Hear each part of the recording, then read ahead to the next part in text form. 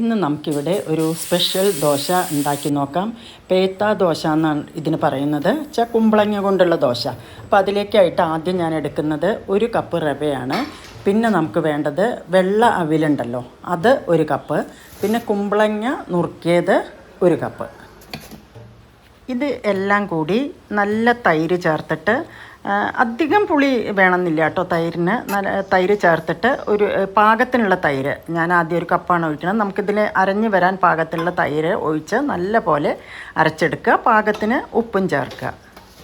അപ്പോൾ മാവ് ഇവിടെ നന്നായിട്ട് അരച്ചെടുത്തിട്ടുണ്ട്. അത് ഒരു ബൗളിലേക്ക് മാറ്റുക. അപ്പോൾ മാവ് കുറച്ച് കട്ടിയുണ്ടല്ലോ, അപ്പോൾ നമ്മൾ മിക്സി ഒന്ന് കുറച്ച് വെള്ളം എടുത്ത് കഴുകിയിട്ട് ഈ മാവിലോട്ട് ഒഴിച്ച് നല്ല പോലെ മിക്സ് ചെയ്ത് വെക്കുക.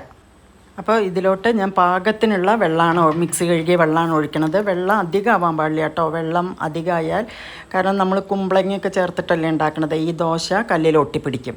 അപ്പോൾ ഞാൻ ദോശക്കല്ല് വെച്ചിട്ടുണ്ട്. അപ്പോൾ മാവ് നല്ലോണം ഈ വെള്ളം ഒഴിച്ചിട്ടുണ്ടല്ലോ, നല്ലോണം മിക്സ് ചെയ്ത ശേഷം നമുക്ക് ദോശക്കല്ലിൽ കുറച്ച് എണ്ണ പുരട്ടിയിട്ട്, നല്ലെണ്ണയാണ് കേട്ടോ നല്ലത്, ഒട്ടിപ്പിടിക്കില്ല. അപ്പോൾ എന്നിട്ട് നമുക്ക് ദോശ ഇതിലേക്ക് പാരാം.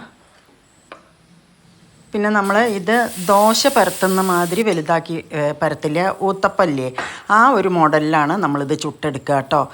നമുക്ക് ഇടയിൽ മുകളിൽ വേണമെങ്കിൽ കുറച്ച് നെയ്യ് ഒഴിക്കുന്നതുകൊണ്ട് കുഴപ്പമില്ല. കല്ലിൽ ഞാൻ പറയുന്നത് നമ്മൾ നെയ്യ് ഒഴിച്ച് കഴിഞ്ഞാൽ ഒട്ടിപ്പിടിക്കുമോ എനിക്കറിയില്ല, അതുകൊണ്ടാണ് നല്ലെണ്ണ പുരട്ടാൻ പറയുന്നത്.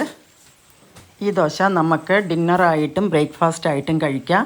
അപ്പോൾ എല്ലാവരും ഒരു പ്രാവശ്യം ഉണ്ടാക്കി നോക്കുക. ഇത് ചട്നി കൂട്ടിയിട്ടോ ചമ്മന്തി കൂട്ടിയിട്ടോ എങ്ങനെ വേണമെങ്കിലും ഇത് കഴിക്കാൻ പറ്റും.